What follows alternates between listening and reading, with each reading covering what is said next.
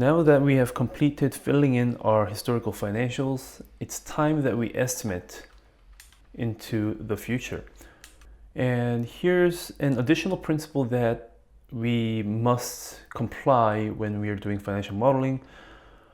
Rather than directly estimating future outcomes just by single step, what we usually do is we usually try to analyze the historical data first. And then what we do is we make an assumption based on that analysis, and then we calculate it based on that assumption. So for example, we have revenue drivers set up.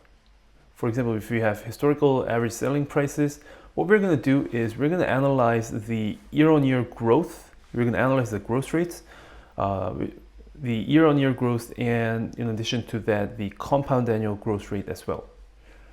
We're going to see how it moved for the past 5 years. And based on that, we're going to make assumptions that revenue is going to grow by 5%, for example. And then based on that 5% growth assumption, we're going to calculate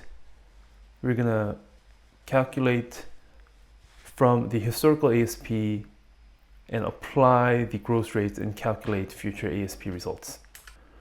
Same thing is going to go when we're estimating cost of goods sold. Simply the analysis metric is going to change. We used growth rates for revenue, but when we're doing cost of goods sold, we're going to use margins. When we analyze, for example, working capital, we're going to use metrics like turnover ratios or days outstanding ratios. When we're doing dividends, we're going to do metrics like DPS, dividends per share, or payout ratios, something like that. So always remember that we normally don't want to estimate it directly unless it's not important. We usually do an analysis first, we make assumptions based on that analysis, and lastly we do a simple calculation. So let's go back to our financial model. Let's do an year-on-year growth analysis and a compound annual growth rate analysis.